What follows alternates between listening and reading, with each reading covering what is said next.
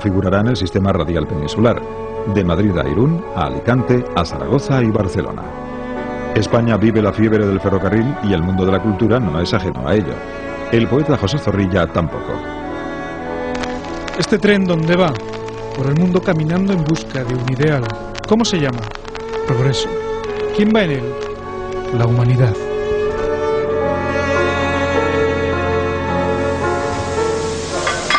Cenicero limpio. Vale. Un optimismo que, sin embargo, no compartían otros autores como el novelista José Pereda. Y al propio vástago, pues... Caminos de hierro, vapores, aventuras de loco, calaveradas de gente levantisca que tiene poco que perder y quiere probar fortuna con caudales de incautos. Una de las revoluciones más importantes que se han hecho desde luego en los últimos 200 años es la aparición del ferrocarril. Es decir, es una revolución en cuanto al sistema de vida de las personas, porque el 95% de las personas hace 150 años nacían y morían en el mismo lugar. No tenían ninguna posibilidad de desplazarse si no era pues con medios animales o caminando, lo cual pues hacía muy complejo que la mayoría de las personas se desplazaran y conocieran otras formas de vivir y otras formas de hacer.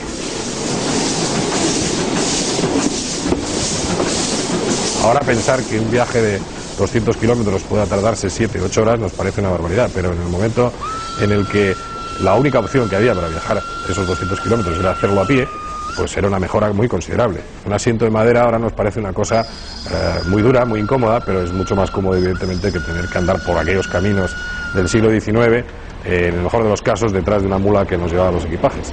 No había otra opción. El ferrocarril permite lo que nosotros decimos el viaje para todos. De alguna manera democratiza el viaje, y si bien en los primeros años evidentemente la gente todavía no se movía mucho, porque seguía siendo un medio de transporte relativamente caro, poco a poco va democratizando este transporte y va permitiendo que todo el mundo se pudiera desplazar. Y permite el turismo, permite que muchísima gente, por ejemplo, pues pudiera ir a la playa. Gente que nunca había visto el mar. España es un país, en el siglo XIX es un país de gente que nunca había visto el mar. Veían el mar los que vivían cerca de la costa. Y el ferrocarril permite que, aunque fuera de manera más o menos excepcional, la gente viera el mar. Hoy los turistas reviven aquellas sensaciones en el tren de vapor que viaja los fines de semana desde el Museo Vasco del Ferrocarril en Azpeitia hasta la Sao. En la filosofía del museo desde el principio hemos tenido claro que, a diferencia de otros museos de bellas artes donde los objetos que exponen han nacido desde el momento de su creación solo para la mera contemplación, un tren no ha nacido para eso. Un tren ha nacido sobre todo para ser utilizado para viajar, para transportar viajeros, para transportar mercancías. Entonces para nosotros ha sido siempre fundamental el hecho de que los trenes no solo estén muy bonitos, sino que puedan viajar y la gente pueda disfrutar de cómo se trasladaban nuestros antepasados también con su humo, su carbonilla, su traqueteo, su silbato, etcétera, etcétera. Aunque los viajeros de hoy no sufren las condiciones de viaje de entonces. En el siglo XIX, los coches van iluminados con candiles de aceite y carecen de calefacción y servicios higiénicos. Los vagones de pasajeros se dividen en departamentos y no tienen pasillo interior. El revisor se desplaza de uno a otro por el estribo exterior con el tren en marcha, lo que provocará no pocos accidentes. Sin embargo, las ventajas son más que los inconvenientes. Vagones de madera, sobre todo, remolcados por máquinas de vapor o locomotoras de vapor, bueno, porque estaban empezando a desarrollarse tecnológicamente, pero funcionaban bien, es decir, eran trenes capaces de prestar el servicio en un tiempo razonable, con bastante seguridad, con rapidez para lo que era el momento, y bueno, pues eran artilugios que funcionaban bien, estaban en definitiva, era la tecnología punta del momento. En pocos años, las vías españolas se han poblado de locomotoras potentes, capaces de vencer los desniveles de la orografía peninsular. Abundan las máquinas de 3 y 4 ejes motrices, con una gran tracción y un corto radio de giro. El mantenimiento de estas locomotoras y los raíles exige un gran número de personal que trabaja en un ambiente de humo, hollín y grasa. En las terminales se construyen rotondas giratorias diseñadas para dar la vuelta a las pesadas máquinas. Los maquinistas y fogoneros se convierten en los héroes cotidianos del tren. Muchos de ellos trabajarán en la misma locomotora durante décadas. Tradicionalmente en el ferrocarril se ha denominado con el argot pareja, y pareja quiere decir maquinista y fogonero. Esto ya nos da una idea de la relación íntima que se establece entre estas dos personas, teniendo en cuenta que en los momentos que se trabajaba con las máquinas de vapor, pues la convivencia era muy superior a cualquier otra persona. El maquinista y el fogonero estaban trabajando juntos, coordinadamente 10 y 12 y 14 horas diarias. Por lo tanto, era una relación no ya profesional, sino tanto de afecto ya humana, en que la compenetración iba más allá de los conocimientos profesionales, ya iba en la compenetración humana. Os podría decir que prácticamente el maquinista y el fogonero profesionalmente vivían juntos, dormían juntos, comían juntos. Entonces esto solo pueden hacer personas que se llevasen bien, que estuviesen a gusto. El maquinista tiene a su cargo la conducción, lo otro y todo lo que tenía. Y la formación profesional de su fogonero. O sea que también era el maquinista el que era el verdadero monitor de su fogonero. Se daba el caso, decía, fulano de tal, muy bueno, anduvo de fogonero 4 años con fulano de tal. No mucho más de 4 años. Porque el que era bueno a los 4 o 5 años, a lo sumo ya salía autorizado y ya conducía. Pero hacer un tren de mercancías con una locomotora de estas era un trabajo realmente penoso por varias circunstancias, sobre todo en los túneles. La cantidad de gases que entraba a la cabina podía elevar la temperatura de la cabina a temperaturas de 60 y 70 grados y hacer el aire irrespirable. Entonces esto llevaba respirar el aire fresco que pasaba por debajo de la máquina y un riesgo evidente de asfixia, y de hecho pues se registraron en su momento varios accidentes de este tipo. De todas maneras, trabajo en la locomotora a vapor es que no tiene horas, y eran normales jornadas de 12, 14 y 20 horas encima de la máquina hasta llegar con el tren a su destino. Entonces esto significaba pues que en la máquina no solo se conducía el tren, sino que además se tenía que vivir, se tenía que comer. Veremos que algunas máquinas llevan por aquí pequeños dispositivos que servían para calentar la comida o hacer la comida, porque la gente trabajaba en las máquinas, compraba comida, se la hacía y se la comía en la máquina mientras que el tren iba en marcha, porque no tenía ninguna posibilidad de restaurar en ningún otro tipo. Pues en estas, la mitad en la que estamos actualmente, de pena, porque esto hacía un calor que no se podía parar en ellas. En las otras que eran más abiertas el tren, de verdad, bueno, prueba de ello, ahí en la máquina poníamos en el forrado el cocido, hacíamos el cocido, o hacíamos café. Bueno, el café es fácil, porque verdad, en un rubinete, como la máquina tiene una parte que es agua y vapor, pues claro, tiramos y hacíamos café express. Pero calor, muchísimo.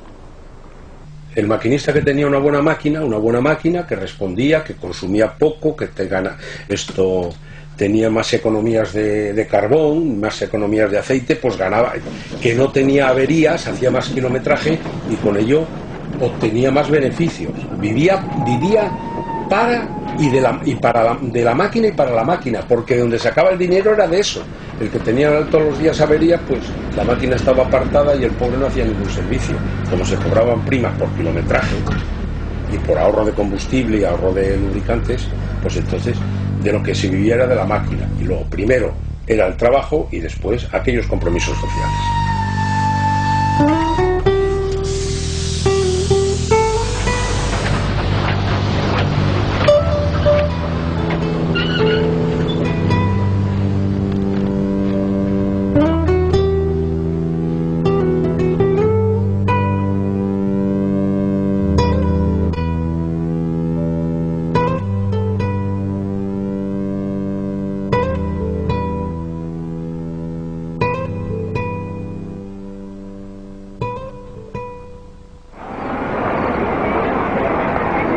Para los inversores, el negocio del ferrocarril tampoco es una bicoca. El escaso desarrollo económico del país no acaba de compensar las carísimas inversiones necesarias para trazar las líneas en un territorio tan montañoso. Aunque nacen tímidamente las primeras fábricas nacionales de material ferroviario, prácticamente todo, incluidos los carriles de acero, tiene que ser importado y las cuentas no cuadran. Se construyó el ferrocarril a gran velocidad, pero resultó que no había pasajeros ni mercancías que llevar. Las que había eran insuficientes para los costes, cubrir los costes variables, no digamos los costes fijos. Entonces ocurrió la paradoja de que después de construirse las principales redes, Madrid-Alicante, Madrid-Sevilla, Madrid con la frontera francesa por el norte, pues resultó que los ferrocarriles quebraron de hecho. A pesar de todo, en 1877 se aprueba una nueva Ley General de Ferrocarriles que impulsa la construcción de 3.000 nuevos kilómetros de vías. Por primera vez se estudia la posibilidad de adaptar el ancho español al internacional, pero el coste de la transformación de los 7.000 kilómetros que ya componen la red es inmenso.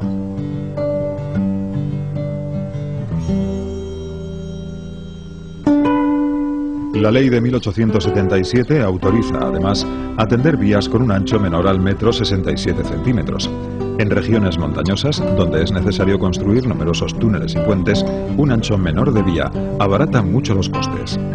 Nacen así los ferrocarriles de vía estrecha, que se van a multiplicar sobre todo en la cornisa cantábrica hasta alcanzar los 1.300 kilómetros de red. En Asturias y País Vasco proliferan los trenes mineros e industriales.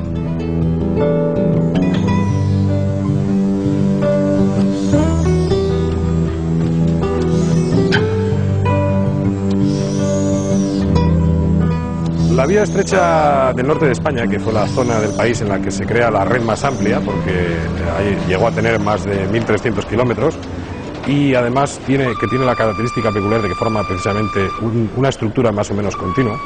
Otras zonas de España la vía estrecha son pequeñas líneas aisladas, pero en el norte de España se crea una red que llega desde el Ferrol hasta la frontera francesa y por el sur a León, y por el este llega a Navarra.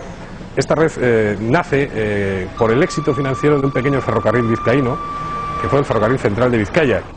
Por lo general, la vía estrecha se puede ceñir mucho más al terreno, admite curvas más cerradas, con lo cual pues evitaban muchas obras complejas, a base, siempre eso sí, de trazados más sinuosos, que a la larga, al contrario, pues dificultaban el desarrollo de mejores velocidades. Pero en su momento fue una forma económica de construir una red viaria muy importante. Y hay que pensar que quizás si no hubiera sido por esta red de vía estrecha, en muchas zonas de España que pudieron desarrollarse en mayor o menor medida gracias a la llegada de estos ferrocarriles, nunca hubieran podido hacerlo de ninguna manera. En el Museo del Ferrocarril de Asturias conservan algunas de las joyas de vía estrecha de la época.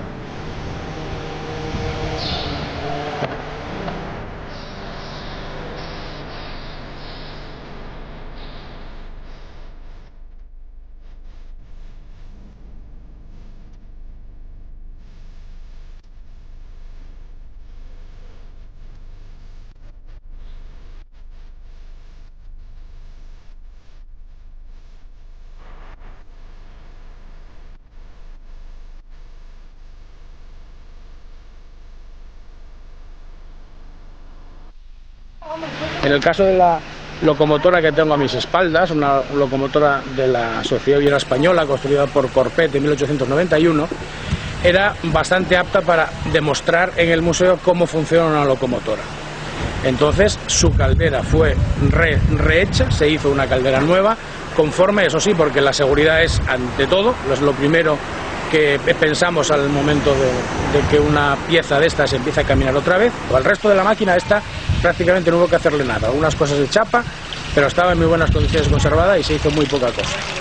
Una locomotora de vapor no nos debemos de olvidar de que es tecnología del siglo XIX, y como tal tecnología del siglo XIX es súper sencillo, no hay nada que hacer, es limpiar un poco de las escorias que hayan quedado de encendidas anteriores, limpiar un poco el hogar, preparar unas carradas de leña, encender la leña, tener agua en la caldera y esperar a que la leña vaya quemando, vaya cogiendo calor y vaya cogiendo presión. No tiene ninguna otra ciencia, es tecnología del siglo XIX, tecnología muy antigua. La red ferroviaria va completándose. En 1880, Madrid se conecta con Lisboa y el 15 de agosto de 1884, dos locomotoras como esta, que conserva el Museo del Ferrocarril de Asturias, inauguran una de las más complejas y costosas obras de la red ferroviaria española, el Puerto de Pajares. La construcción de los 49 kilómetros y los 69 túneles ha sido una obra faraónica que ha llevado 4 años y costado numerosas vidas. Su sinuoso trazado salva un desnivel de más de 800 metros. Su vía es usada hoy diariamente por decenas de trenes. La Asociación de Amigos del Ferrocarril de León la recorre de vez en cuando en homenaje a los ferroviarios que la construyeron hace 120 años. El recorrido se hace en 1 hora, pero este es el espectacular aspecto que tiene en 1 minuto.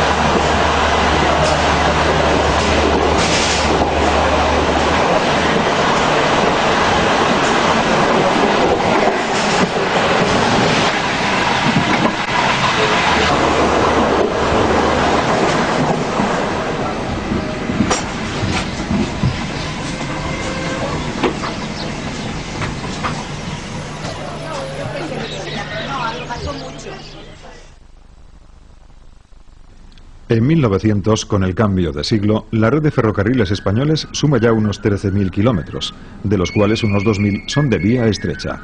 A partir de ese momento, la red crecerá de una forma más lenta. Le llega el turno a las líneas locales.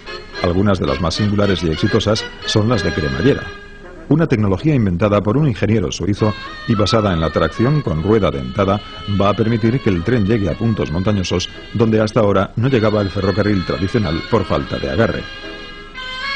En 1892 se inaugura el tren cremallera de Montserrat, que se hará famoso, entre otras cosas, por su perro guardabarrera. Este tren de montaña estará en circulación durante 65 años, hasta su cierre en 1957.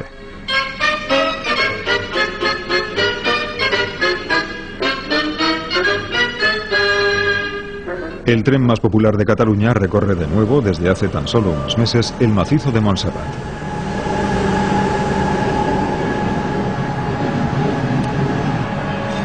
Moderno e impecable, sube hasta el santuario catalán en 15 minutos y enlaza con otra forma de ferrocarril, el funicular.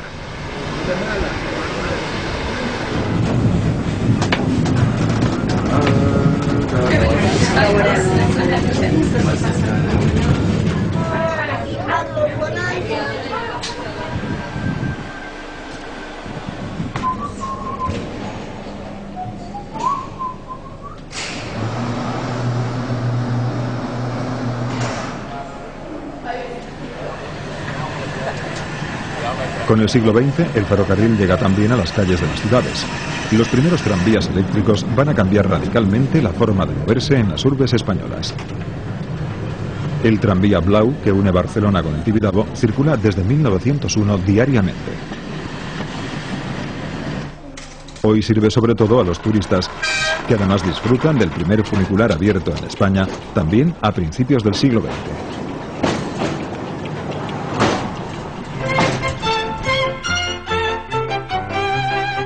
Durante décadas, el tranvía resuelve el transporte dentro de las ciudades, acabando con la insalubre presencia de los excrementos de los caballos en las calles.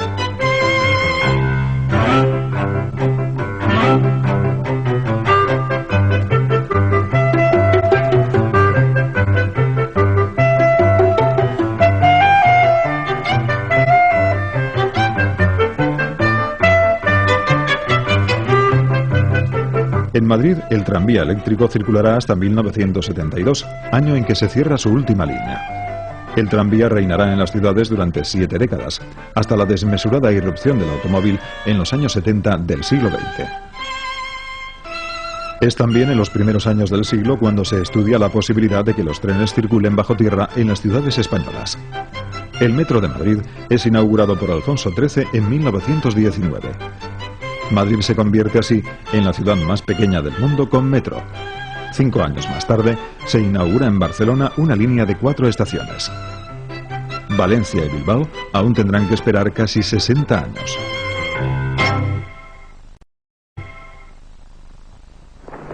Con el cambio de siglo y la red ferroviaria principal consolidada, las grandes compañías compiten por acaparar público, prestigio y capital.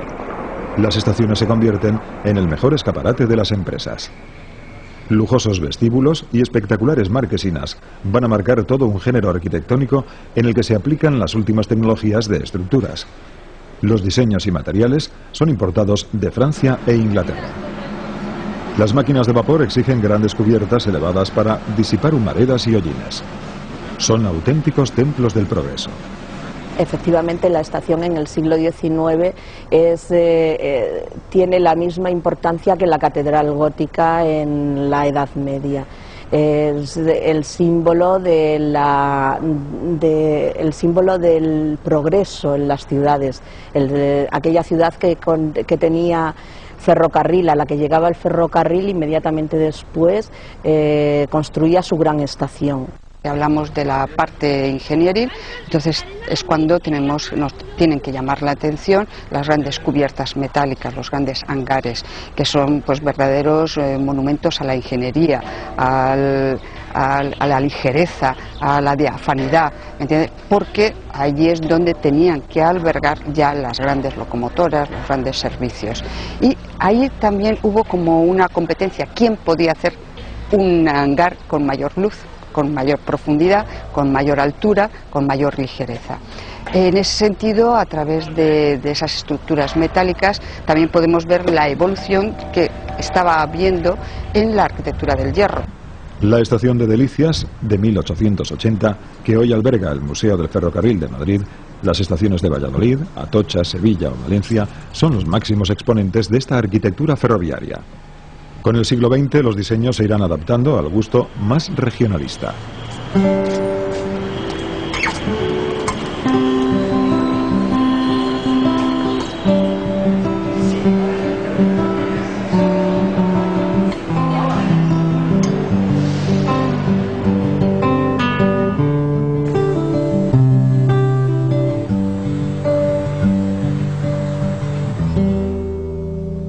Pero la construcción de la estación término de Barcelona en 1929 marca el fin de una era.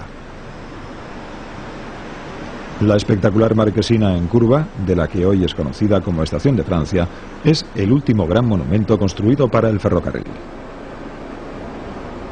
No hay duda de que esta estación en la que estamos es una estación emblemática, por sus dimensiones y por el papel jugado en su día.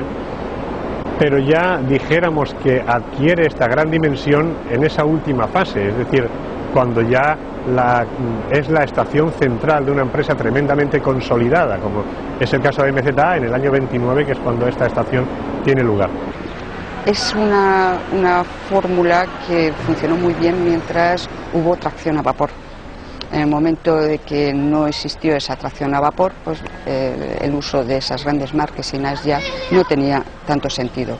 Por eso siempre se dice que la estación de Barcelona Término es posiblemente la última estación de España con unas grandes estructuras metálicas de envergadura. Digamos, es el final ya de esa tipología.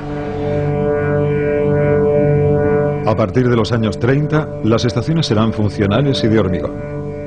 La era de las marquesinas de hierro y vidrio y los viejos andenes ha tocado a su fin.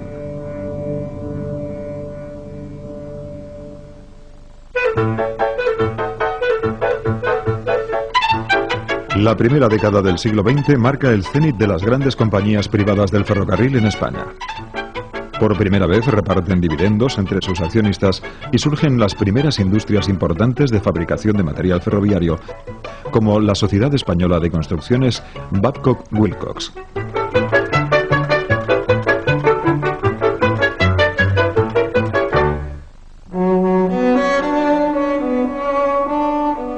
Pero el desarrollo sostenido del ferrocarril va a topar con su primer gran revés económico. En 1914 estalla en Europa la Primera Guerra Mundial y los ferrocarriles españoles se van a convertir en una víctima más del conflicto. Todo el mundo habla del problema ferroviario. Como consecuencia de la guerra, las industrias españolas, la economía española en general, empieza a recibir muchos encargos y en definitiva lo que se produce es un incremento súbito de la demanda de transporte. Y el ferrocarril en un momento determinado, en los días, se colapsa. Se le empieza a criticar que no ha renovado sus equipos, de que no se ha modernizado, etc. Y a partir de ahí se genera una situación donde, por otros condicionantes generales de la economía española, el negocio privado empieza a dejar de ser negocio. El ministro de Fomento, Francisco Cambó, propone nacionalizar toda la red, pero la dictadura de Primo de Rivera va a aplicar otra solución al problema. En 1924 se promulga el Estatuto Ferroviario. El Estado concede ayudas financieras a las compañías y se elevan las tarifas de los trenes. Es natural, esto corresponde mucho a la ideología de Primo de Rivera, una ideología intervencionista y estatista, y entonces el problema, él cree que se va a poder resolver el problema ferroviario con una mucho mayor intervención estatal, y entonces hace un esfuerzo por ayudar a la red ferroviaria, dándole una condición de cuasi pública y incitando a los bancos, que son propietarios de la mayor parte de las acciones, a que le ayuden también. Del año 24 a 1930, el ferrocarril vive un quinquenio de inversiones y renovación de vías y trenes. Los coches de viajeros comienzan a gozar de los primeros servicios higiénicos y restaurantes, gracias a los cuales se consiguen acortar las paradas en las estaciones y, por tanto, reducir el tiempo de los viajes. Estas mejoras introducen también el lujo en el ferrocarril. Este coche perteneció a la Compañía Nacional del Oeste, que lo construye en 1929 y lo utiliza fundamentalmente el director de esta compañía para sus desplazamientos oficiales. Entonces, como veis, es un coche que está dividido en varios departamentos: el salón, que normalmente utilizaban para trabajo, aunque nosotros lo tenemos un poco decorado como normalmente funcionaría a la hora de una comida. Tienen un pequeño aseo que está dotado incluso de ducha, y después el dormitorio del director de la compañía y otros dos departamentos con camas literas.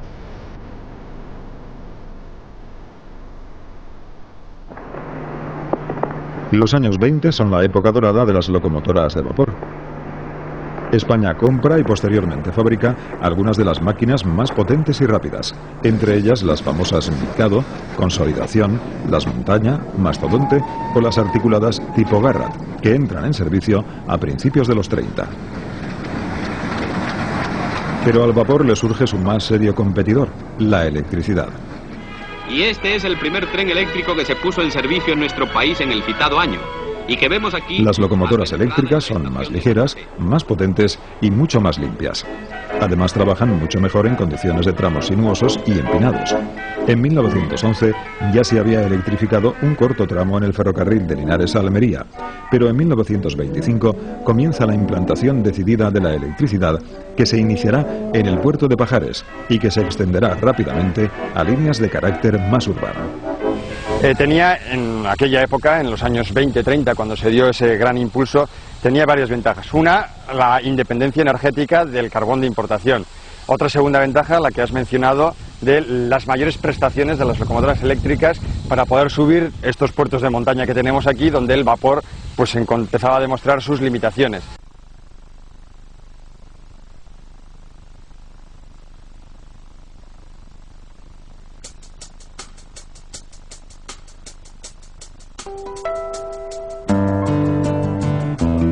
Es el momento de las locomotoras de las series 6000, 6100 y posteriormente las 7000, 7100, 7400 y 7500, las Cocodrilo.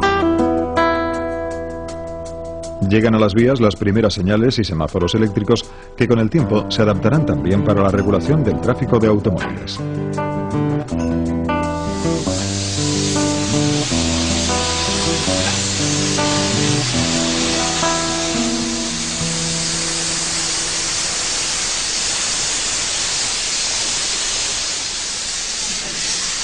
En 1928 nace la primera empresa pública, la Compañía Nacional de los Ferrocarriles del Oeste de España, que aglutina a un conjunto de pequeñas empresas en crisis.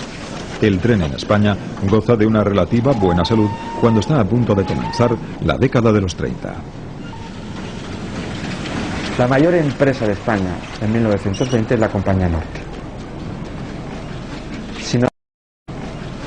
Si no recuerdo mal, Norte tenía a comienzos de los años 20 56.000 trabajadores. No hay ninguna otra empresa en España, en ese contexto, que tenga ese número de trabajadores.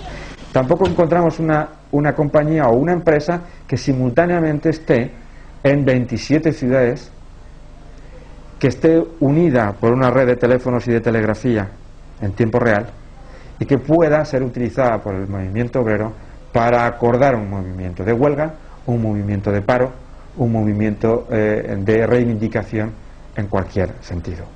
El crack financiero del 29, que condicionará la política económica de la inminente república, no le sienta bien al ferrocarril. El tren español entra en una profunda crisis de la que va a tardar 30 años en recuperarse. Podríamos decir que las compañías ferroviarias no ven con buenos ojos la llegada de la república, no solamente por problemas o por cuestiones de tipo ideológico, que también, sino sobre todo por lo que supone de cambio en la política económica. Las compañías de alguna manera ya perciben que el negocio ferroviario deja de funcionar y van a poner en marcha una estrategia que consiste básicamente en salvaguardar los intereses de los accionistas y de los obligacionistas. Las empresas no son capaces de remontar situaciones de déficit y en los albores de la Guerra Civil Española y del consiguiente cambio de régimen que se produjo, realmente lo que hay que pensar es que el ferrocarril se encontraba ya en una situación de clara crisis que debería desembocar indudablemente en la intervención del Estado, ya fuera de una manera o de otra. El tren no volverá a levantar cabeza. Cuando en 1936 estalla la Guerra Civil, las compañías de ferrocarril pierden el control sobre la red. El tren se convierte en un poderoso instrumento estratégico en los frentes. Durante la contienda, el ferrocarril es el principal medio de transporte de tropas y logística militar en ambos bandos.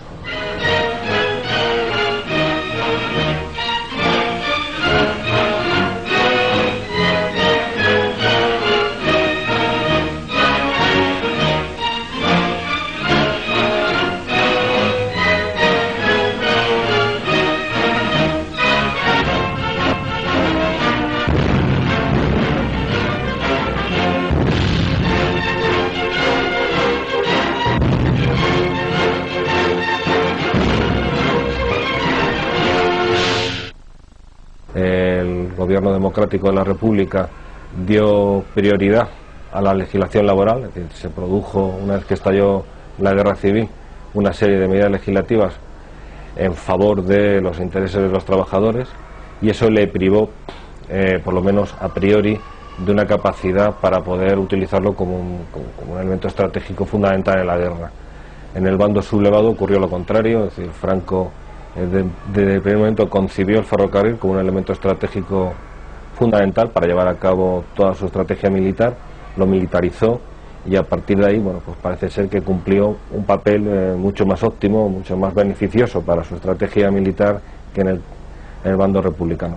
El ferrocarril obtiene un papel estratégico de primer orden y de hecho a través de esta red ferroviaria es donde se van desalojando por parte de la República la maquinaria en las zonas, la maquinaria industrial de las zonas en las que van siendo ocupadas por los franquistas, hasta el punto de que cuando finalmente se ocupa toda esta zona por Franco en el año 37, la mayor parte de las estaciones de vía estrecha norte de España estaban realmente cubiertas de material lleno de todo lo que se había intentado evacuar sin éxito. Fue una época muy dura, primero por los propios daños causados por las voladuras de las tropas republicanas en la retirada, por los ataques de las tropas nacionales, por ejemplo en el famoso bombardeo de Guernica, uno de los objetivos primordiales de ese bombardeo fue la propia estación de ferrocarril. Entonces hubo primero daños bélicos, pero por otro lado también fue un momento de sobreexplotación del material, falta de mantenimiento, había que sacar el servicio como fuera y claro, eso al final repercute sobre el material y quedó el ferrocarril pues bastante, se puede decir que maltrecho. Obvio es decirlo, en Tortosa los dinamiteros cumplieron concienzudamente su satánica misión. He aquí el puente sobre el Ebro, volado como tantos otros, por los que han sembrado de ruinas nuestro solar. Trincheras enemigas junto al río, inexpugnables hasta la llegada del general Yagüe.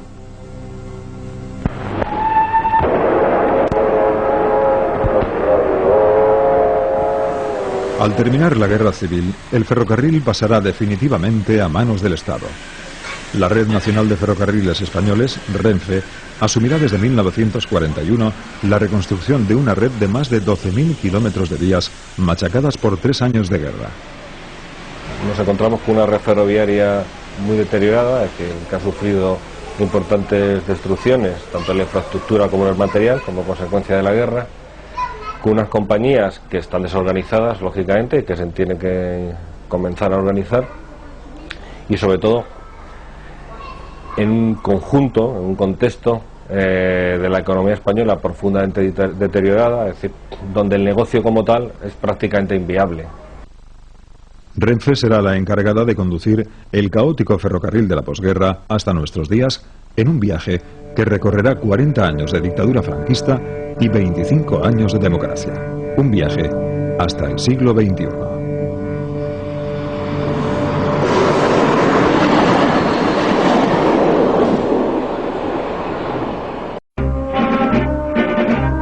En el día de hoy, cautivo y desarmado el Ejército Rojo, han alcanzado las tropas nacionales sus últimos objetivos militares.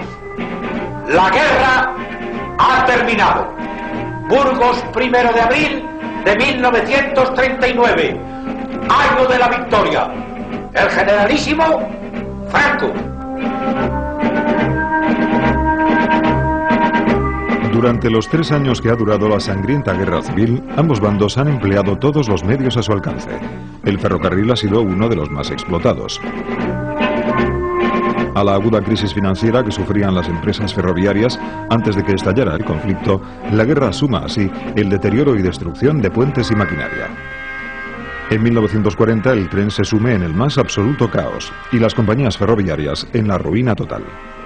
Bueno, el ferrocarril llegó a la encrucijada de la guerra civil ya agotado como negocio privado, y durante estos 3 años pues sufrió bastante desperfecto como consecuencia de que cumplió un papel muy importante en la estrategia militar de los dos ejércitos, y por tanto cuando acabó el conflicto pues estaba profundamente deteriorado. La administración franquista decide culminar el proceso de nacionalización que ya había comenzado antes de la guerra como solución a la quiebra de las líneas férreas. En 1941 el Estado adquiere, tras indemnizar generosamente a sus propietarios, la titularidad de la red principal. Nace la Red Nacional de Ferrocarriles Españoles, Renfe. Tener compañías ferroviarias en el contexto de la España de 1939 no era ningún negocio. Desde esa perspectiva, los propietarios, en este caso, si interpretamos como propietarios a los grandes bancos, necesitaban salir del sector no perdiendo. Y para ello nada mejor que negociar con Franco el apoyo posterior a cambio de unas indemnizaciones que todo parece indicar, por la documentación que se ha estudiado, pública, que está en los archivos públicos, estaban sobredimensionadas. Y entonces, en cuanto se hace una revisión, a los historiadores nos salta la sospecha. ¿Por qué se ha hecho una revisión al alza de lo que se acordó pagar en 1941 con respecto a lo que después se pagó en 1943? Fue el proceso de nacionalización más importante que se produjo en España en aquel momento, probablemente uno de los más importantes también en Europa. Pues decía, se ha discutido mucho sobre la naturaleza del franquismo, pero yo creo que aquí no hay ninguna duda de que estaba al servicio o estuvo al servicio de pues los grandes bancos españoles.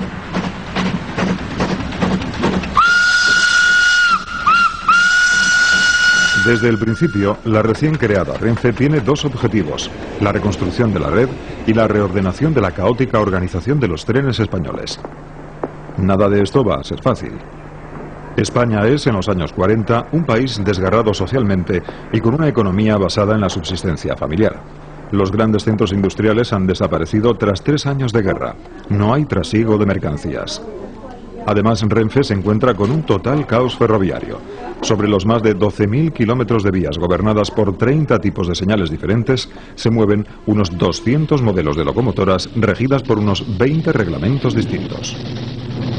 Y cuando en 1941 este material llega a Renfe, Renfe lo tiene que volver a numerar, más que nada para tomar conciencia de qué es lo que tiene y de qué en condiciones se encuentra. Sobre esto hay un álbum muy significativo, que es el álbum de material motor, por ejemplo, hasta 1947, que edita la propia Renfe, en el que aparecen todo ese material motor, locomotoras, tanto de vapor, la mayoría vapor por supuesto, pero también algunas eléctricas y diésel, que han llegado a la red. El problema fue que la coyuntura era crítica. Estamos hablando de los años de la Segunda Guerra Mundial, donde España se quedó totalmente aislada de la tecnología exterior, y por tanto fueron unos años donde lo que se produjo fue una regresión. El servicio ofrecido por el ferrocarril se redujo, empeoró notoriamente, y los medios con los que se contaban también eran bastante deficientes. Para los ferroviarios, la posguerra también se convierte en una dura prueba. A las precarias condiciones de trabajo se suma el enrarecido ambiente político. Con otro problema fundamental también, enorme y gravísimo, que fue el problema de las purgas del personal.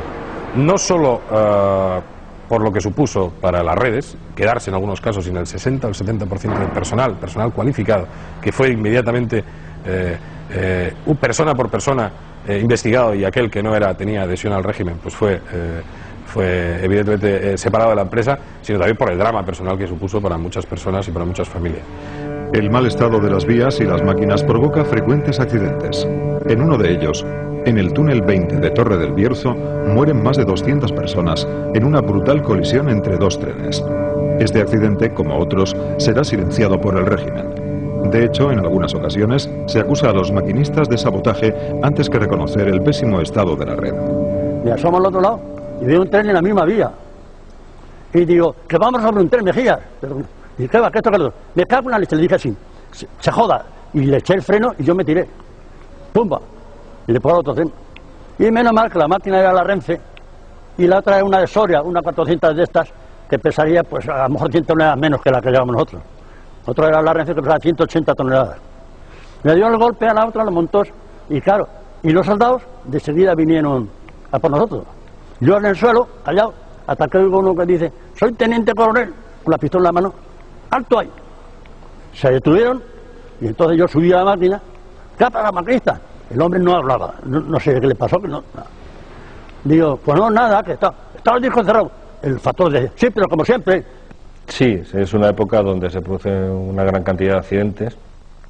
Hay que tener en cuenta también que las condiciones de trabajo de los ferroviarios eran realmente extremas, eran muy complicadas. Ahí hubo un gran esfuerzo por parte no solamente de los trabajadores, sino también de los directivos por mantener un servicio pues unas condiciones deplorables. El transporte era muy pesado, como los carbones eran muy malos, el trabajo era enorme de los fogoneros, de los maquinistas y de todo el personal que había. Luego el material estaba bastante abandonado porque no había vagones ni había nada de eso, y también se calentaban mucho los vagones por falta de tiempo para repararlos y eso, y fueron años muy duros. Entonces el maquinista, por la cuenta que le tenía, era el tutor de su máquina, cuidaba de ella, cuidaba de que se hicieran las reparaciones y cuidaba de que su máquina estuviese siempre a punto para circular, para poder trabajar y poder cobrar. Dos locomotoras del Rápido de Gijón, sorprendidas por la tormenta, quedaron aquí aprisionadas. Hasta unos días después no fue posible rescatarlas. Tras 8 días de intenso esfuerzo, con una temperatura que en algunas horas llegó a ser de 20 grados bajo cero, se hicieron saltar las imponentes capas de hielo y desarrollaron la ingente tarea de dejar libres los caminos de hierro. Estas imágenes son más expresivas que cualquier comentario.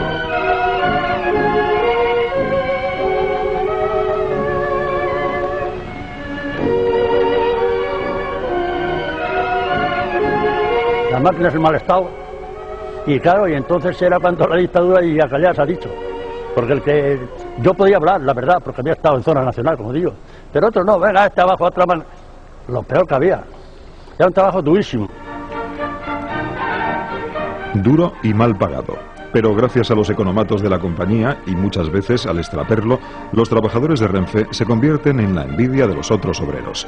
Todo el mundo dice que en casa del ferroviario el hambre llama a la puerta, pero nunca entra.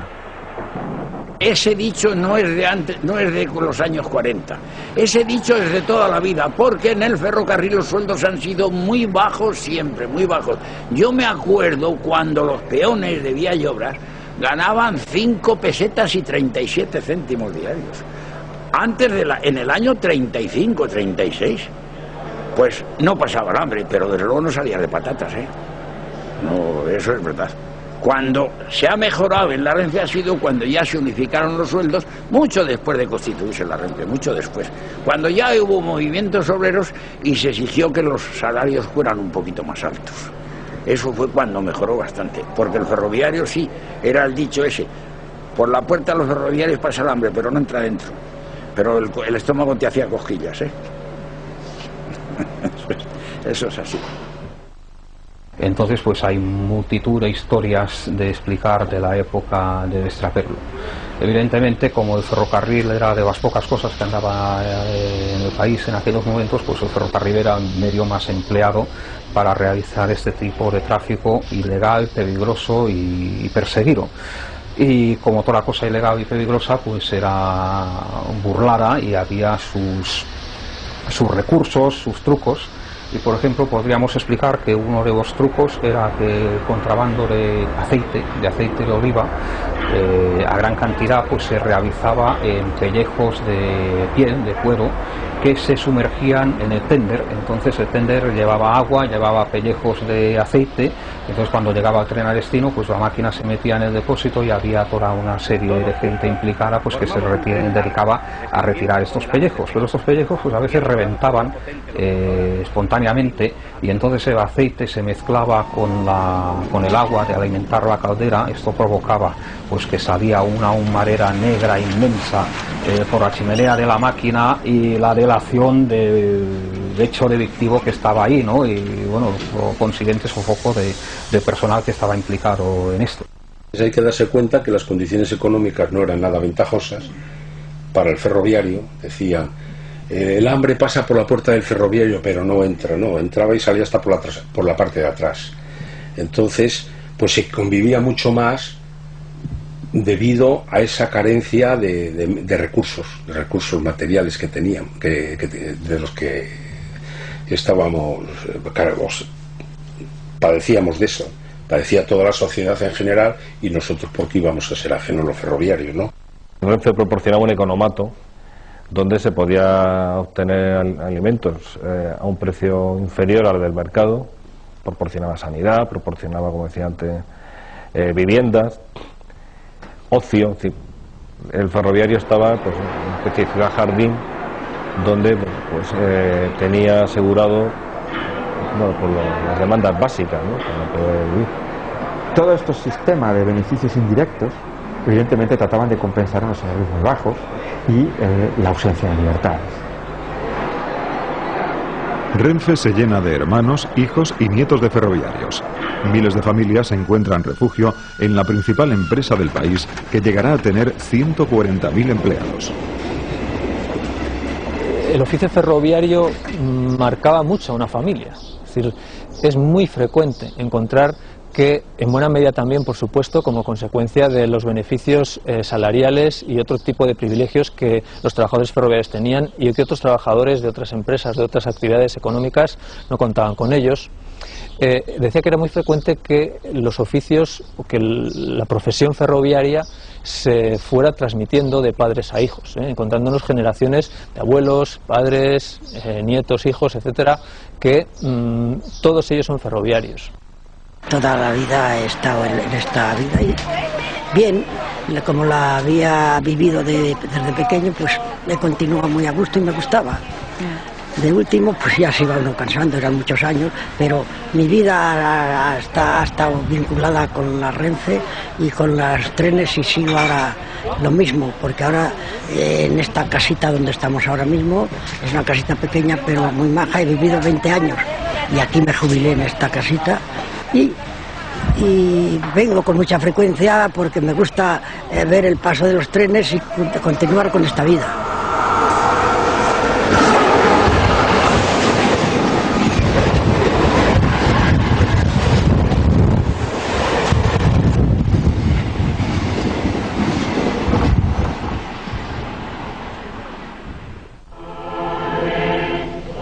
La Santa Misa, bajo el palio de este cielo sin par, en pleno campo y ante la obra reconstruida, durante todo el viaje, a excepción de las horas de las comidas, se hace fácil el diálogo y se acorta el tiempo en amena conversación ante unas cañas de cerveza.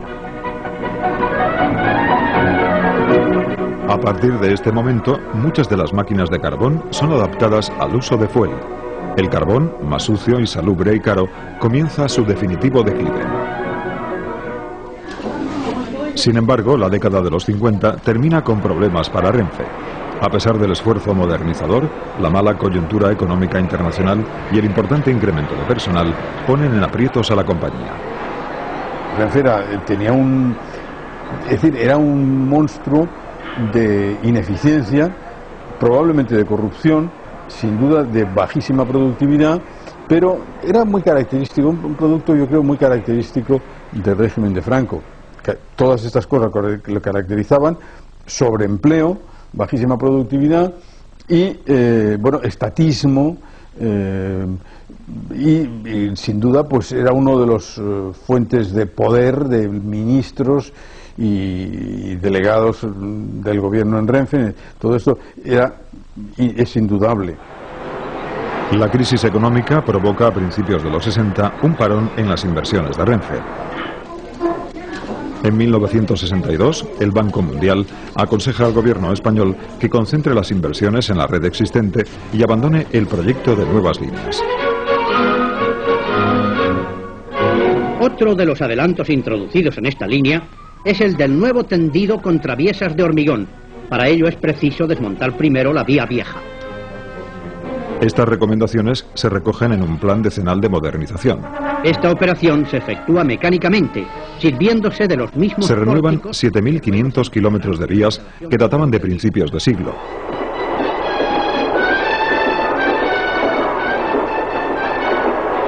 Se construyen nuevas estaciones de mercancías, se compran 13.000 vagones y 800 nuevas locomotoras eléctricas y diésel. Pero Renfe llega tarde. Con los años 60, los españoles comienzan a preferir viajar en automóvil. El 600 hace furor. Aquí diverge la evolución económica española con la evolución del ferrocarril. El ferrocarril empieza una fase de progresivo deterioro, de desinversión en este sentido, porque el competidor que ya se había atisbado años antes y que no había podido consolidarse en la España de la estrechez y de la autarquía, a partir de los años 60 sí puede consolidarse, y el automóvil es un serio competidor del ferrocarril, un competidor que lo adelantará pocos años después. En ese momento es cuando se puede decir que de forma tardía el régimen opera pensando que necesita modernizar el ferrocarril.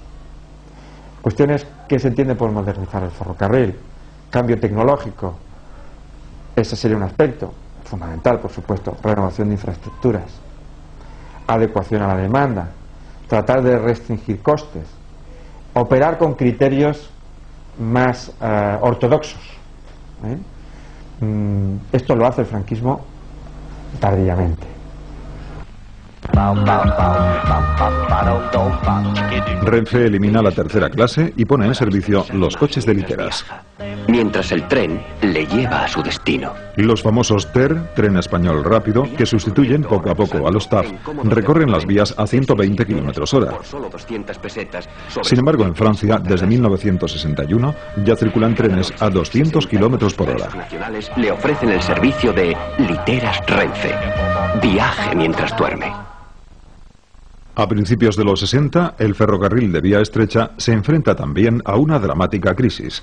Muchos trenes mineros de Asturias y País Vasco desaparecen doblegados por el camión.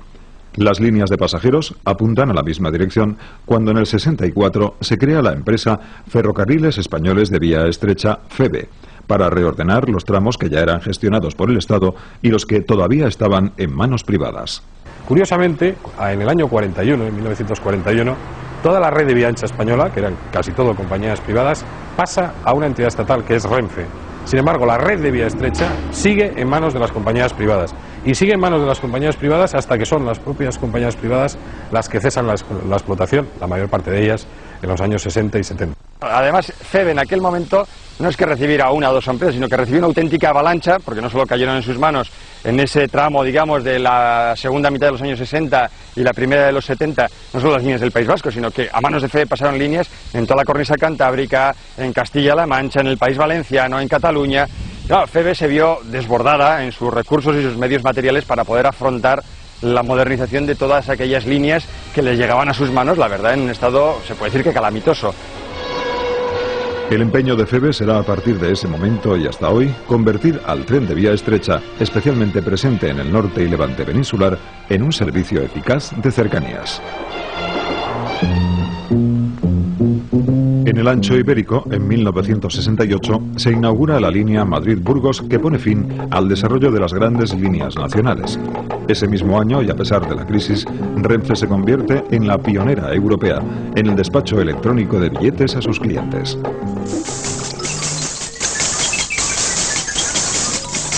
La aplicación de la electrónica, el novísimo sistema del proceso de datos. El tren, que une todas las poblaciones importantes, vuelve su mirada hacia el interior de las ciudades que crecen a golpe de desarrollismo.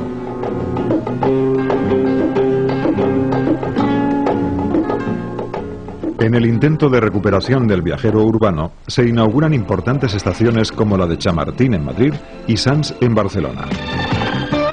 Grandes edificios que distan mucho de la monumentalidad de las antiguas estaciones. Pero el esfuerzo de modernización no reduce la pérdida de viajeros ni el enorme déficit que acumula el ferrocarril español. A comienzos de los años 70, Renfe recibe del Banco Mundial un crédito de 90 millones de dólares. Todo este dinero no va a ser suficiente para compensar el efecto devastador de la crisis energética de 1973.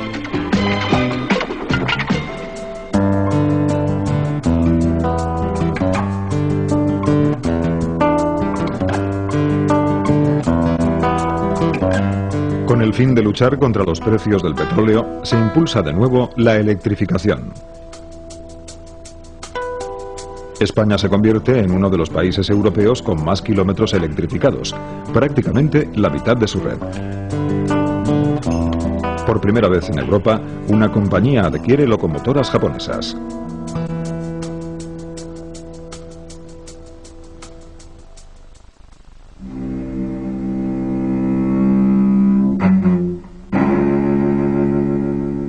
Sin embargo, en los últimos días de la dictadura de Francisco Franco, Renfe está lejos de ofrecer el servicio moderno que le exige la sociedad.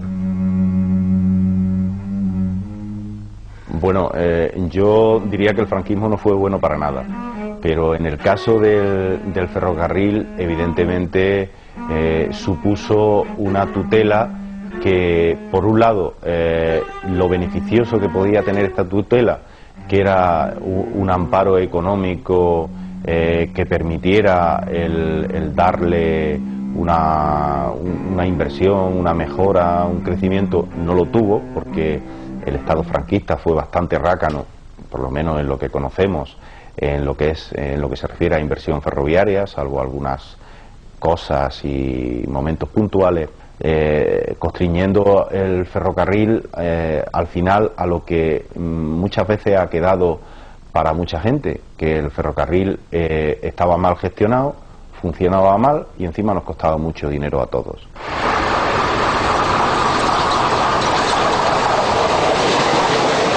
En 1975 pasa a la historia del ferrocarril como el año en que queda fuera de servicio la última locomotora de vapor.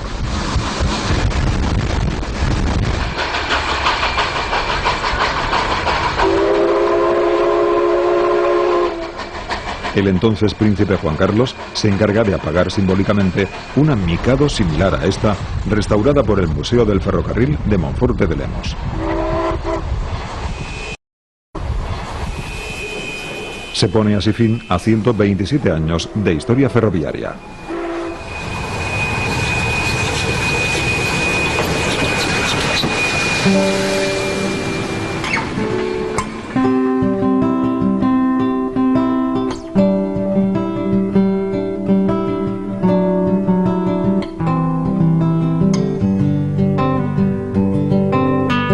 La Mikado, apagada por el que hoy es rey, descansa en el espectacular Museo Ferroviario de Vilanova y la Geltrú.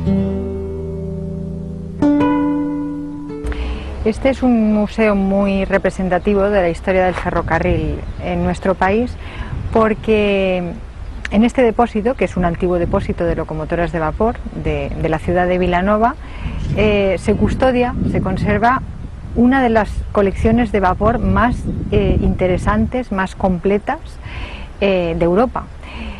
Colección, cuando decimos colección, no por número de locomotoras, que también son 25 ejemplares únicos, sino porque hacen todo un recorrido por la historia del ferrocarril, desde la réplica, es la réplica de la primera locomotora, la Mataró, que funcionó entre Barcelona y Mataró, hasta la última, que se apagó simbólicamente en el año 75 por el entonces príncipe Juan Carlos.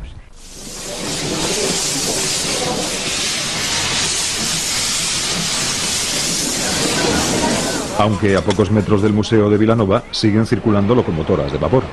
La Asociación de Amigos del Ferrocarril de Vilanova y la Geltrú demuestra en pleno siglo XXI que con una caldera y un puñado de carbón se puede transportar viajeros, aunque solo unos pocos metros. Con la desaparición del vapor y la muerte de Franco, el mismo año 1975, el tren y España comienzan una nueva era.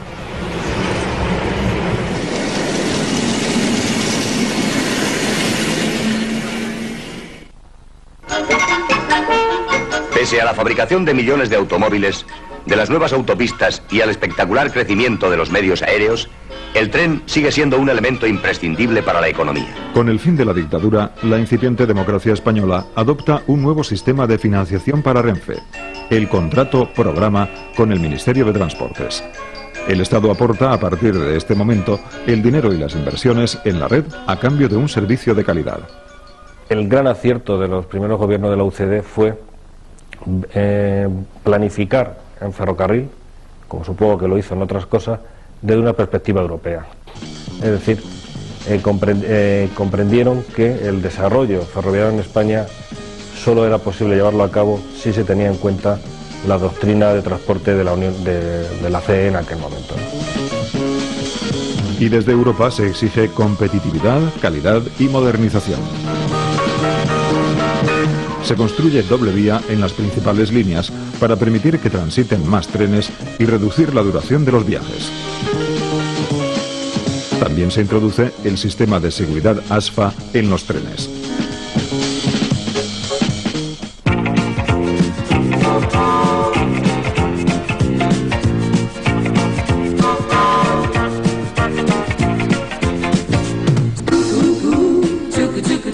Saque sus billetes en día azul.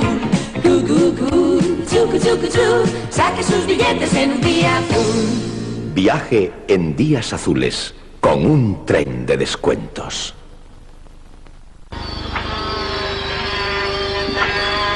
Pero la mayor revolución pendiente es la del tráfico de cercanías. De vuelta a casa. Qué gusto da, ¿verdad? Los vecinos de Aluche, en Madrid, reciben el tren que les acerca a la capital. Se terminan las líneas de Barcelona al aeropuerto, de Cullera a Gandía o de Málaga a Fuengirola. Llegan los populares automotores 592 y 593, más conocidos como camellos. La publicidad de la época ya propone recuperar el ferrocarril como medio para combatir los atascos. No llegamos. Mamá, mira el tren. Sí, mire el tren y mire las diferencias. En los trenes A principios de la década de los 80, el ferrocarril comienza a recuperar viajeros. La mejora de los frenos de los trenes y la informatización de la gestión de tráfico permite elevar la puntualidad. Con el nuevo sistema político, FEVE transfiere algunas de sus líneas a las autonomías. Nacen así Euskotren, los ferrocarriles de las Generalitats de Cataluña y Valencia o los serveis ferroviaris de Mallorca. Algo comienza a cambiar en los trenes españoles. Evidentemente ya se va tomando una idea, ya se va abriendo camino una idea de que el ferrocarril necesita una gran transformación, de que la compañía Renfe necesita convertirse en un nuevo tipo de compañía y que necesariamente el futuro del ferrocarril pasa por la modernización y la necesidad de introducir criterios de eficiencia en el sistema. ¿Qué quiere decir eso? Ahorrar costes, fundamentalmente. Y eso significa entrar en la polémica de cerrar líneas que no son rentables.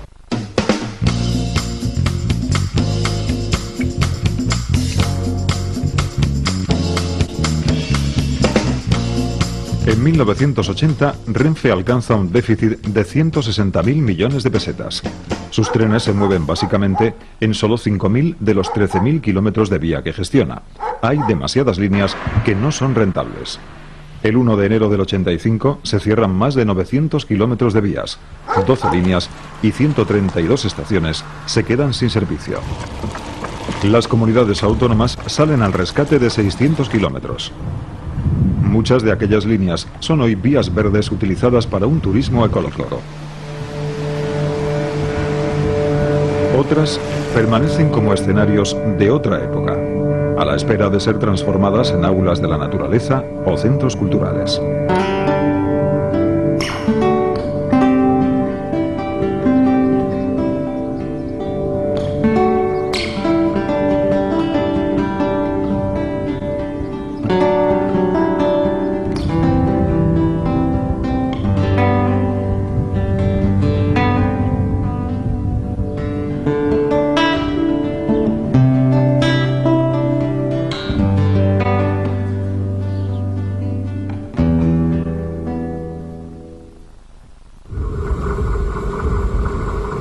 En 1986, el Plan de Transportes Ferroviarios redefine el futuro del tren.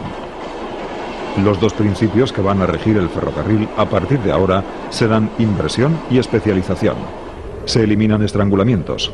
El triángulo formado por Madrid, Barcelona, Valencia, Alicante se prepara para velocidades superiores a los 160 km por hora.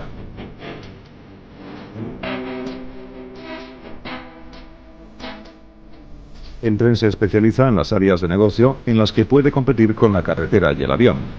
El ferrocarril apuesta por las cercanías, los servicios rápidos intercity y el transporte de grandes masas de mercancías. Para ello se adquieren nuevas y potentes locomotoras. Por primera vez, se construyen vías cuádruples para el acceso del tren a las grandes ciudades. Entran en servicio las unidades 446 y los trenes de 2 pisos 450. Este plan cambió el carácter de las cercanías en Renfe de tal manera que se convirtió en una de las joyas de la corona, una de las joyas ferroviarias hoy por hoy, ¿no? Hay una sorpresa cuando en la década de los 80 del siglo XX se empieza una renovación tecnológica que nos permite hablar de no solo que el ferrocarril no ha muerto, sino que ha nacido un nuevo ferrocarril que seguramente será el referente del transporte moderno en el siglo XXI. A partir de 1990 se recogen los beneficios de las inversiones realizadas en los 80 y las incluidas en un plan general de infraestructuras. Las comunidades autónomas y ayuntamientos también apuestan por el ferrocarril. En 1995, Bilbao inaugura su modernísimo metro.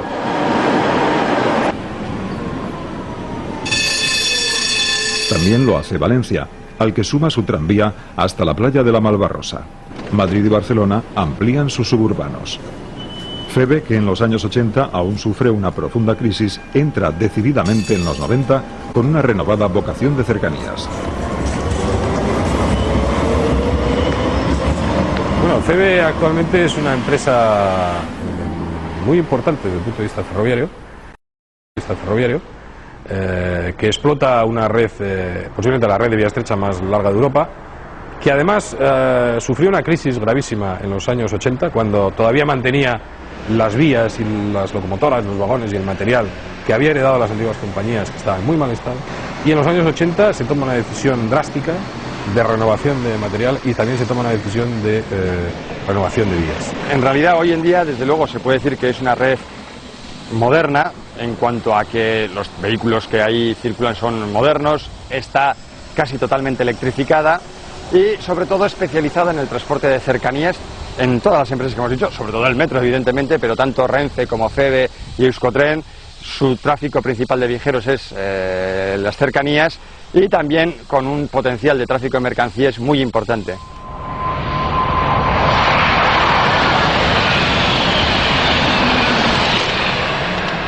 Pero la otra gran revolución del ferrocarril, la revolución en marcha, no se va a dar ni en la vía estrecha ni en el ancho Renfe. En 1992, el AVE, la alta velocidad, transforma la idea que todo el mundo tiene hasta ese momento de lo que es un tren. La llegada del AVE a Andalucía es cierto que primero supone un hito, y es un hito que, contemplado en perspectiva histórica, debe ser analizado positivamente, porque todo lo que es innovación y renovación es especialmente aplaudible y valorable. También es cierto que conecta dos espacios geográficos poblados, el contexto andaluz, sobre todo en la zona occidental, la capital de Andalucía, Sevilla, con el ámbito de la capital del Estado, ¿no? Y además se englobaba en el contexto de los actos del centenario del 92, de la Expo y demás, que permitió una afluencia de capitales en ese sentido.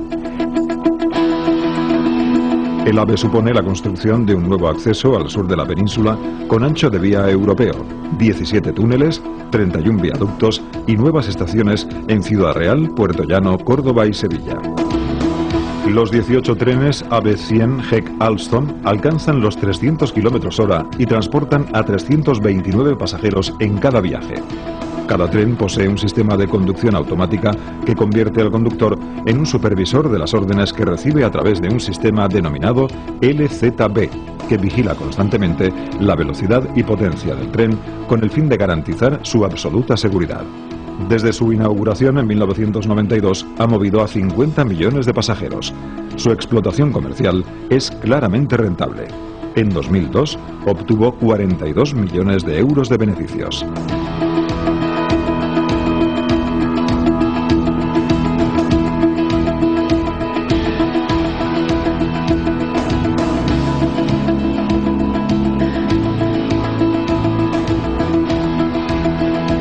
A partir de la irrupción de la alta velocidad, el AVE se convierte en el espejo en el que se miran el resto de los trenes.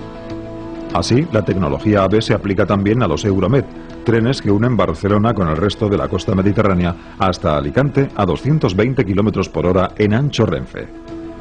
Por primera vez en 60 años, el ferrocarril compite sin complejos contra el coche y el avión.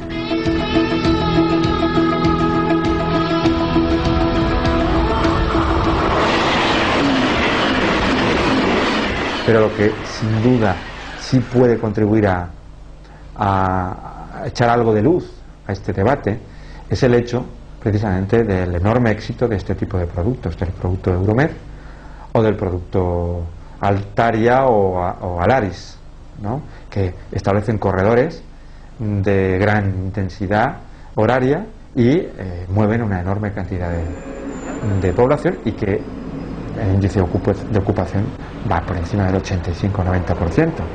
Eso quiere decir que es un producto que los consumidores quieren, que valoran, frente al automóvil o al avión, en distancias de 400-600 kilómetros, ir por encima de los 220 kilómetros a la hora por un precio razonable, entre 30 y 60 euros, dependiendo de la distancia o la clase en la que se viaje, me parece que comparativamente con el avión o con el automóvil privado pues es muy rentable en términos sociales y en términos individuales.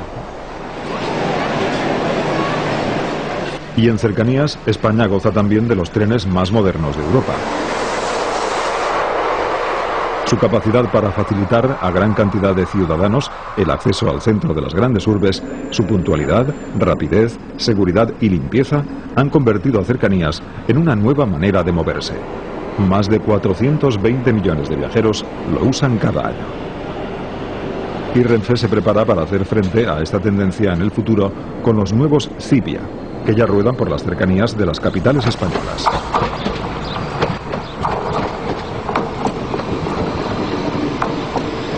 En este momento el ferrocarril está más vivo que nunca, hay proyectos importantísimos, el crecimiento de los viajeros en los últimos años en el ferrocarril, tanto en las cercanías como en alta velocidad, ha sido absolutamente impresionante y ha hecho que se vertebren las ciudades de forma totalmente diferente, es decir, los núcleos de cercanías o las poblaciones de las cercanías han sido favorecidas por una red de cercanías importantísima.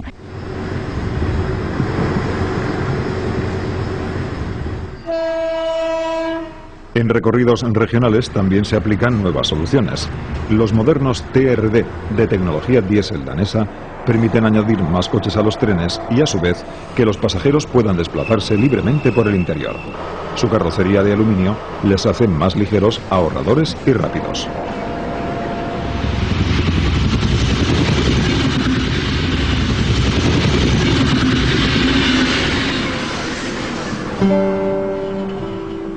De ciudad a ciudad, la tecnología Talgo sigue evolucionando. Los Talgo que circulan en la línea AVE pertenecen a la llamada sexta generación y unen Madrid con Cádiz, Huelva y Málaga. Desde 1993, el Talgo 200 realiza también trayectos diurnos, como los Intercities Madrid-Alicante y Madrid-Murcia. Son trenes de 220 plazas con sistema pendular para mayor aceleración en las curvas. Todos los Talgo disponen de servicio de restaurante en el asiento en preferente, audio, vídeo, climatización, bar y cafetería. Pueden circular a 200 km por hora.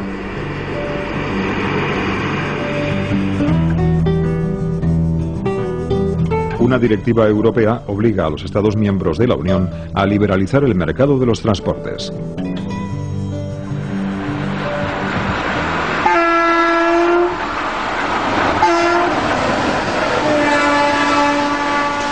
Desde 1996 circulan los primeros trenes de mercancías gestionados conjuntamente por Renfe y otras compañías privadas. Dos unidades de negocio, cargas y transporte combinado, apuestan por satisfacer a nuevos clientes con servicios adaptados a sus mercancías. El ferrocarril ha de ser competitivo si desea sobrevivir. Que es un medio de comunicación rápido, muy seguro, ecológicamente mucho menos costoso que otros medios de comunicación, que posibilita también desde el punto de vista de los desplazamientos de mercancías volúmenes que en la carretera sería imposible. Un tren de mercancías moderno con el consumo de 10 camiones está llevando la carga de 40 o 50 camiones y eso, por tanto, medioambientalmente es una gran baza a favor del ferrocarril que debe de ser jugada para poder conseguir un desarrollo sostenible en nuestra sociedad. Las cifras del ferrocarril español son impresionantes. Solamente Renfe movió el año 2001 a 470 millones de viajeros con una puntualidad superior al 96%.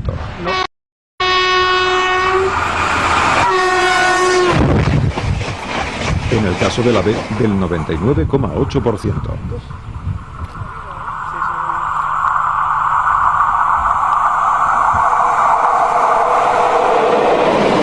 La Red Nacional de Ferrocarriles Españoles gestiona 12.000 kilómetros de vía y da trabajo a 32.000 personas.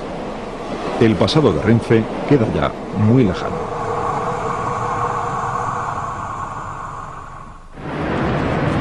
La llegada de la alta velocidad ha traído la recuperación de la estación de Atocha, que a punto estuvo de ser demolida en los años 60. Al igual que a finales del siglo XIX, las viejas estaciones han recuperado con el nuevo ferrocarril su tono vital. Otra vez son centros sobre los que pivota la vida social y cultural de las ciudades.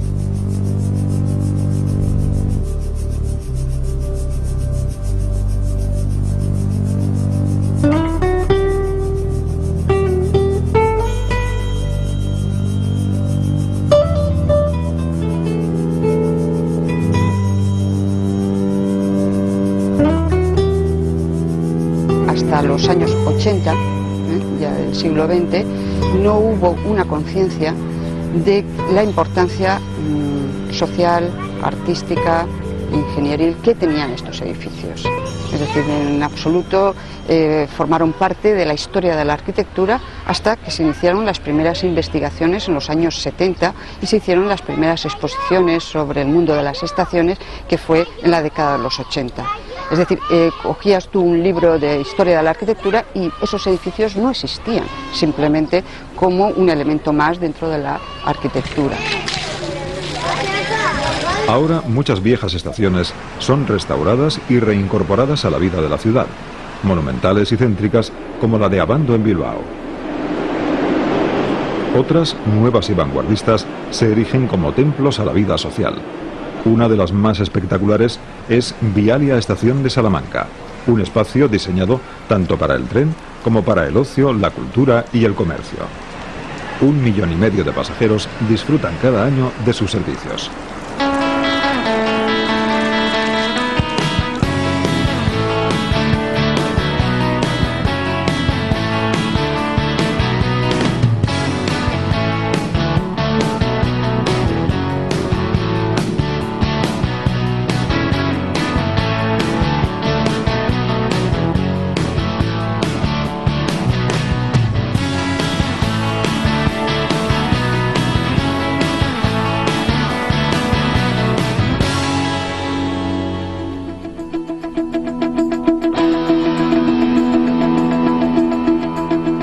Pero la gran frontera del ferrocarril español está aún por cruzarse, la extensión de la alta velocidad a todas las capitales de provincia.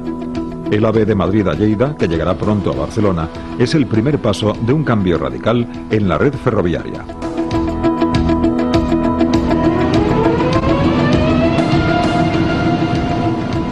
El Plan de Infraestructuras Ferroviarias 2000-2007 dotará a España, según el Ministerio de Fomento, de una gran red de 7.200 kilómetros de alta velocidad. El objetivo es que todas las capitales queden a menos de 4 horas de Madrid y ninguna provincia esté a más de 6 horas y media de Barcelona. Los trenes Siemens IC350, una versión mejorada de los que ya circulan por Alemania, unirán la capital y la ciudad condal. Circularán a 350 km por hora, conectando ambas ciudades en 2 horas y media. El nuevo AVE, fabricado casi totalmente en España, no lleva cabezas tractoras. Toda la maquinaria eléctrica va bajo el piso de los coches, lo que deja el 100% del espacio del tren y libre para los viajeros. Será, junto con el Talgo 350, el tren comercial más rápido del mundo. Un nuevo ferrocarril que muy poco tendrá que ver con el invento decimonónico.